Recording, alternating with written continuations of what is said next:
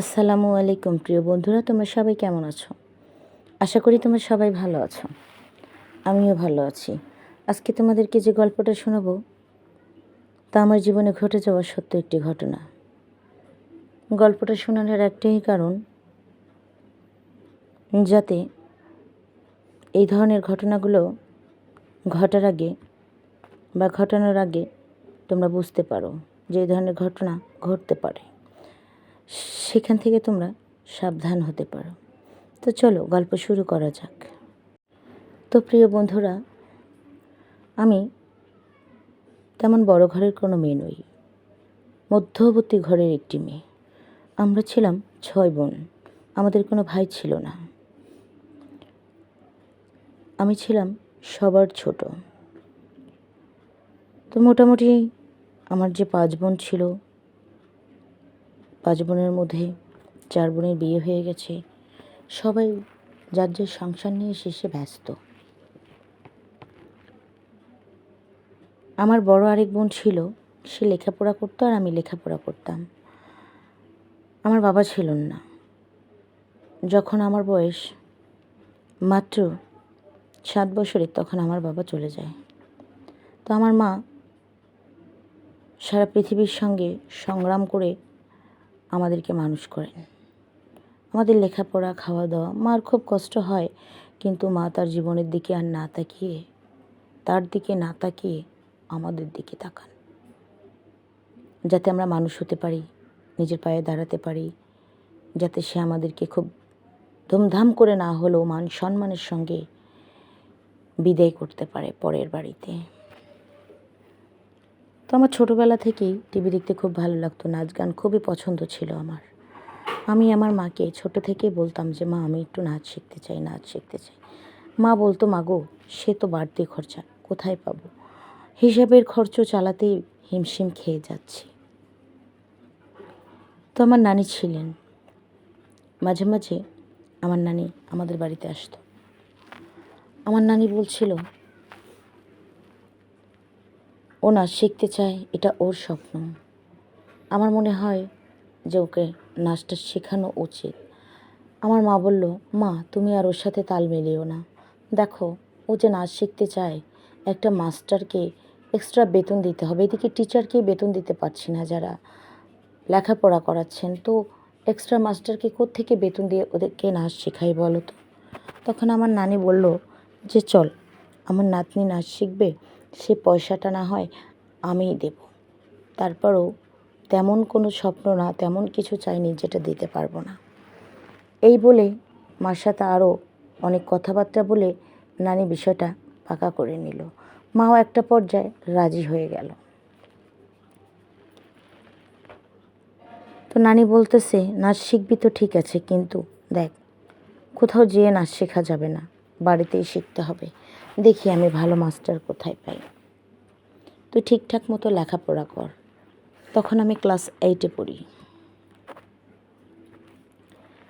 আমি বললাম, ঠিক আছে নানি, আমার একটাই ইচ্ছে যে আমি নাচ শিখবো, সেটা তো তুমি করে দিচ্ছ, আমার আর কোনো চাওয়া পাওয়া নেই। ওকে, আমি এখন থেকে মন দিয়ে লেখাপড়া করব, তুমি এ নিয়ে আর কোনো চিন্তা করো না। নানি বলল, ঠিক আছে আমার লক্ষ্মী সোনা, তুই এখন থেকে ঠিকঠাক মতো লেখাপড়া করবি, আর কোনো টেনশন নেই। আর মার সাথে একদম ক্যান ক্যান ভ্যান ভ্যান করবি না, জানিস তো তোর মা এমনি অনেক টেনশনে থাকে। আমি বললাম, ঠিক আছে নানি, আর কখনো মার সাথে আমি এই বিষয়ে কিছু বলবো না। তো তুমি আমাকে বলো, কবে থেকে মাস্টার দিচ্ছ? নানু আমাকে উত্তরে বলল যে দেখ, মাস্টার পেতে সময় লাগবে, অবশ্যই ভালো একজন মাস্টার তোকে দিতে হবে। তো নানি প্রথমে পুরো মহল্লাতেই খোঁজ করলেন। তো দেখলো যে না, ভালো মেয়ে কোনো মাস্টারই পাওয়া যাচ্ছে না। তো খোঁজ করতে করতে করতে করতে করতে করতে ভালো একটা মাস্টারের খোঁজ পেলো, সেটা হচ্ছে ছেলে মাস্টার। তো ওনার সাথে আলাপ আলোচনা করলো। ওনার নাম ছিল রনি, মাস্টার রনি ছিল। তো মাস্টার রনিকে বাড়িতে নিয়ে আসলো। আইসা ওনার বেতন টেতন সব কিছু হিসাব কিতাব করে, যেটাতে উনি আমাকে নাচ শেখাবেন, সব কিছু ক্লিয়ার করে ফার্স্ট দিন যেদিন আমার রিহার্সাল, সেদিন আমার নানু ছিল, আমার মা ছিল। তো ওনাদের সামনেই হচ্ছে যে আমাকে প্র্যাকটিস করাচ্ছেন। ওদিন ছুটির দিন ছিল। যাক শিখলাম। শেখার পরে দ্বিতীয় দিন সেদিনও ভালো ভালো শিখলাম, তৃতীয় দিন সেদিনও ভালো ভালো শিখলাম। তারপর এখন মা ডিউটি করেন আর নানি তো বাড়িতে যাবেন, উনি তো সবসময় এখানে থাকেন না। আর আমার বোনেরা হঠাৎ মাঝে মধ্যে বাড়িতে বেড়াতে আসে, উনিও থাকেন না। আবার মাঝে মধ্যে হচ্ছে আমার যে বড় বোন যিনি বাড়িতে থাকতেন উনি হচ্ছেন কোচিংয়ে যায়, থাকে না। দেখা যায় আমার নাচের টাইম হয়ে গেছে, ক্লাসের টাইম, ওর কোচিংয়ে চলে গেছে, এইভাবে তো টাইম ম্যাচিং হতো না। তো মা আর আমাকে পাহাড় দিয়ে কতক্ষণ রাখবে। যাকে মাস্টারকে বললো, দেখো আমরা তো সবসময় বাড়িতে থাকি না, ওর কিন্তু এটা স্বপ্ন, ওকে তুমি অবশ্যই নাচটা খুব ভালো করে শেখাবে, কেমন? তারপর মা আমাকে বলল, দেখ ফ্রিজে কিছু তো থাকেই, জুস থাকলে জুসের সঙ্গে কেক দিয়ে দিবি মাস্টারকে, কেক, জুস অথবা কফি, বিস্কিট প্রতিদিন কিছু না কিছু দিবি, ঠিক আছে? আমি বললাম ওকে মা। এই বলে মা অফিসে চলে গেল, নানিও বিদায় নিল। তো আমি বাড়িতে একাই, মাস্টার সাহেব আসলো, আইসা মোটামুটি আমরা নাচের প্র্যাকটিস শুরু করলাম। করার পরে সেদিন বাড়ি ফাঁকা পেয়ে মাস্টার আমাকে প্রথমে মানে যেখানে সেখানে ধরছে, আমি একটু আনইজি আনইজি ফিল করছি। আমি বললাম, আসলে ওস্তাদজি আপনি তো এই কয়দিন বেশ ভালো করেই নাচ শেখাচ্ছিলেন আমাকে, আজকে কেন যেন আপনার কী হয়ে গেছে, আপনার আসলে ধরার অ্যাঙ্গেলটা ঠিক নেই মনে হচ্ছে। তো বলল, বোকা মেয়ে, এক এক মুদ্রার এক এক অ্যাঙ্গেল হয়, যার কারণে তোমার মনে হচ্ছে যে আমার ধরার অ্যাঙ্গেলটা ঠিক নেই, সবই ঠিক আছে। এই বলছেন। আমি বললাম আচ্ছা ঠিক আছে, ওকে। বলার পরে সে আবার পুনরায় শুরু করলো, মিউজিক ওপেন করে আবার শুরু করলাম নাচের প্র্যাকটিস। করার পরে সে আমার খুব ক্লোজ আসছিল, চুলগুলো ধরে এভাবে শোয়ানি একটা টেনিক শট নিল। তো আমার কাছে আসলে খুবই আনইজি লাগলো। আমি বললাম, এটাও কি নাচের অংশ? বললো, হ্যাঁ অবশ্যই, তুমি এত আনইজি হয় না। আমি বললাম আচ্ছা ঠিক আছে,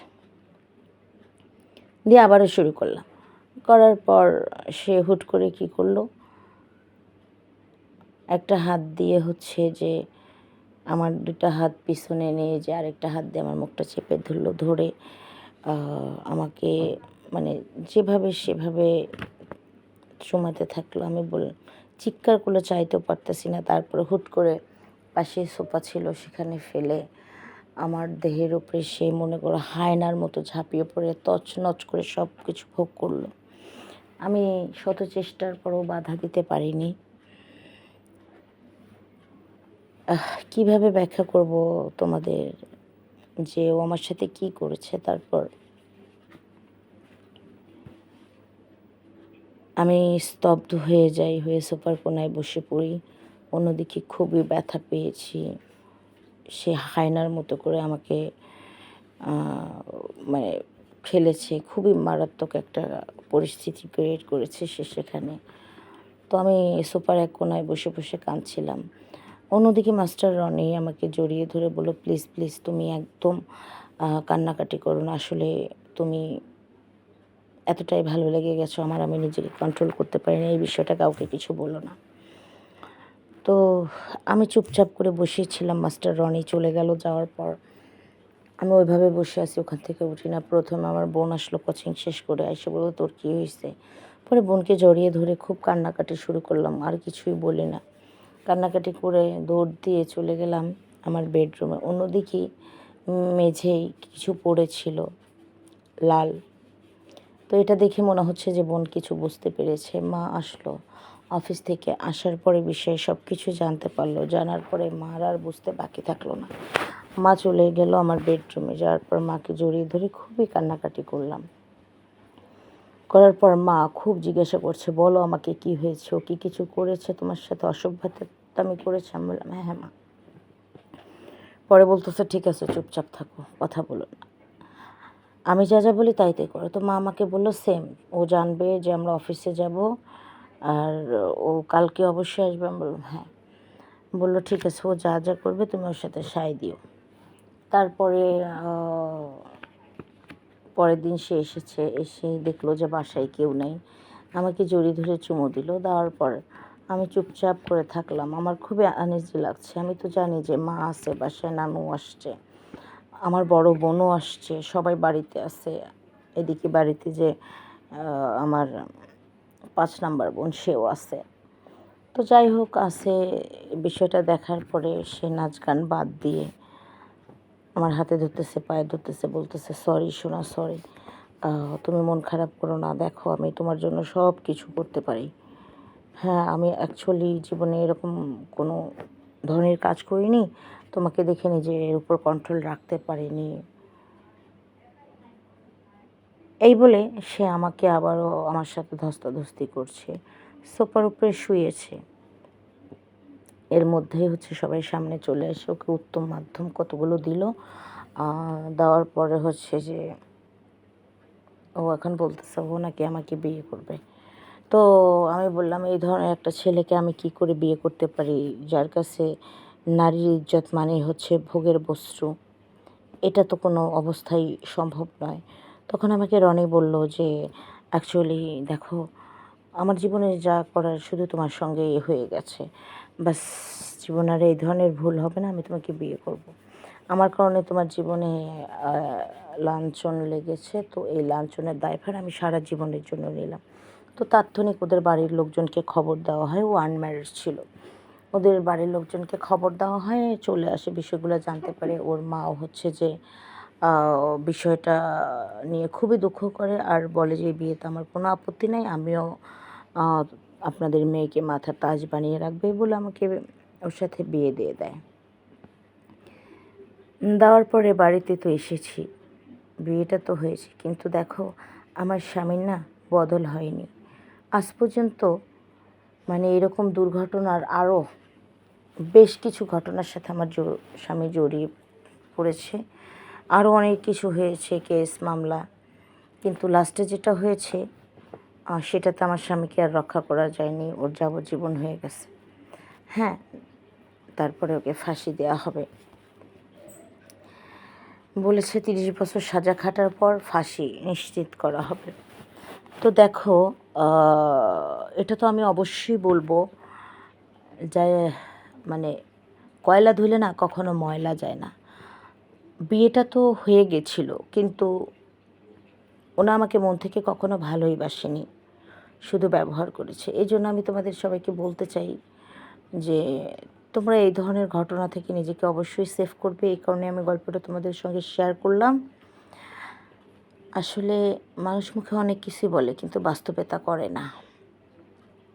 তো সবাই ভালো থেকো, সুস্থ থেকো, আজকে এই পর্যন্তই।